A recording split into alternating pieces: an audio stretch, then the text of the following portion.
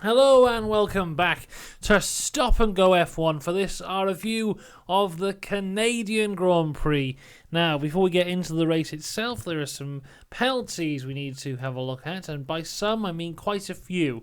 We touched on some of these before in the qualifying video, but not all of them because they hadn't all come out yet. Hulkenberg is one that we did not touch on. Apparently he went too fast on his in-lap from the red flag, so he got a free place grid penalty. Very upset for him because he should have had a front row start. He started in 5th. Lance Stroll, Yuki Tsunoda and Carlos Sainz all also got free place grid penalties for impeding in qualifying. Onto the race itself, though, and from the start, Max Verstappen gets away well. Lewis Hamilton, though, is able to get past Fernando Alonso into turn 2, and we get a great little battle between Sergio Perez and Carlos Sainz towards the back of... Well, not the back, was it? Where were they? They were like P11, P12, in the middle of the grid. Alonso taps the wall ever so slightly, but manages to keep on going. And this is just the start of the Lewis-Fernando battle that we saw basically throughout the entire race. Sargent has to retire the car on lap 7. This brings out a virtual safety car. Gasly is the first to pit on lap 11 from the soft tyre. Wasn't a great strategy, but there you go. Max Verstappen kills a bird. Then Nico Hulkenberg, Lance Stroll and Nick de Vries pit for the first time on lap 12. George Russell hits the wall. This brings out a safety car. We get lots of action in the pit there. We get an unsafe release for Lewis Hamilton and an unsafe release for Lando Norris. This would eventually go without being penalised. George Russell, though, manages to get the car back to the pits and just change the tyres, and he's back out there. Great job from the Mercedes pit crew, and I've got to say, a great job from George Russell. Apart from, of course, hitting the wall, the rest of the race, up until the point where he properly retires, I thought he did a fantastic job. Really, really good stuff. We get Norris versus Piastri for P10, and Albon benefits from this massively, getting past Piastri whilst they're battling. Magnussen then. Magnussen had an awful race, but this for me was just a really stupid point. So Magnussen overtook Ocon behind the safety car, so he has to obviously give that position back. But he decides to give that position back after the DRS detection zone when he's in a DRS train. So he gives the position back to Ocon. Ocon then gets DRS, so can easily get away from him. But then Bottas and Norris behind him both get DRS on him, and he's already slowed down to let Ocon pass. So in giving back one position, he lost 3 positions. Really just silly move from Kevin Magnussen there. Alonso was able to get past Lewis Hamilton for P2 on lap 23. This when Stroll pits again on lap 28. Then we have Nick de Vries and Gasly go off into turn... No, it wasn't Gasly, was he? I've written down Gasly. It wasn't Gasly. It was Kevin Magnussen again. Nick de Vries doing quite the dive bomb into turn 1 on Kevin Magnussen. Doesn't make it stick. We get a through goes Hamilton, but this time for George Russell. Then into turn 4, Nick de Vries locks up and basically just takes Magnussen with him. I'm surprised this didn't get any penalties, but I think it's because they were at the back. So the steward just thought, forget it. Who cares? But yeah, not great from Nick de Vries there. I would put the blame solely on him. Lando Norris gets a 5-second penalty for unsportsmanlike conduct, which we're led to believe is because he slowed down behind the safety car in order to give himself a big enough gap so that McLaren could do a double stop. Okay, if that's worth a penalty, that's worth a penalty. Whatever. Carlos Sainz pits on lap 39 and Charles Leclerc pits on lap 40. Ferrari making the tyres work really well. This was the mediums. A lot of people complaining about struggling on the hards, not being able to get the hards in the right area. But on the mediums, the Ferrari lads made it work. They looked really good. And Ferrari had a good race with this weekend. Now, the front runners, the top 3, all pit here as well.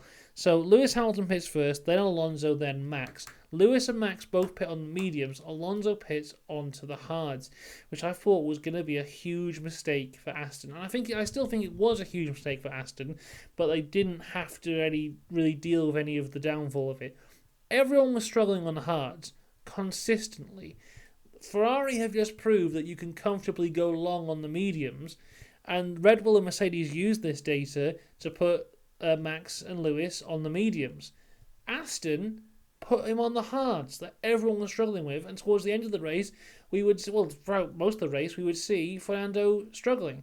Now, it did come out later that he also had an issue, and maybe didn't have enough fuel, so a lot of lift and coasting, but I think he was struggling with his tyres as well. If he put it on mediums, I think he would have had a much more comfortable ride towards the end of the race. Now, Alonso also misses the chicane and loses 2 seconds to Hamilton. That's on lap 49. That could possibly be a tyre issue, lack of grip. Russell then retires the car properly on lap 55. He'd got up to P8 here. As I said, I think it was a very impressive drive. Obviously, his own mistake for putting it in the wall, but what he did with a car that probably did have a lot of damage to it, getting back into the points to P8, I think that's a good drive from him. So, besides all the thing he did wrong, he did quite well. We then just have more battles here between Alonso and Hamilton, but not like wheel-to-wheel stuff, just kind of, he's cutting down the time. Nice little stuff. If it had been for the lead, it would have been very, very juicy, but it was for P2. Norris, we see a great move by Norris onto Valtteri Bottas for P9 on lap 64. Ocon on lap 68 had a very loose rear wing, wobbling all over the place. I imagine the aerodynamics weren't great there. I seriously thought it might have fallen off at one point, but it managed to stay on. Perez pits for softs on the last lap to get the fastest lap, and then on the dying moments of the last lap, Lando Norris goes for one of the most ludicrous overtakes you've ever seen on Esteban Ocon. For no reason. He still has this 5-second penalty. All he was really doing there was risking ruining Ocon's race, which I just think's a bit of a bad move from Norris, but there you go. So, here is our finishing positions. Max Verstappen wins the race. He now has the same amount of wins as Ayrton Senna, and this is Red Bull's 100th win. Fernando Alonso is in second place. Lewis Hamilton completes the podium. Leclerc and Sainz are 4th and 5th. Great day there for Ferrari. Perez was pretty anonymous, got the fastest lap at the end of the race and picked up P6. Alex Albon has a fantastic weekend, bringing the Williams home in 7th. Ocon is in 8th. Lance Stroll managed to score points in his home race with a P9, overtaking Bottas basically on the finish line. Bottas is in 10th. Piastri was 11th. Gasly was 12th. Norris finished in the points, but the 5-second penalty puts him in 13th, which means the streak of McLaren not scoring points in Canada will go on now to be 10 years long. Yuki comes home in 14th. Hulkenberg 15th.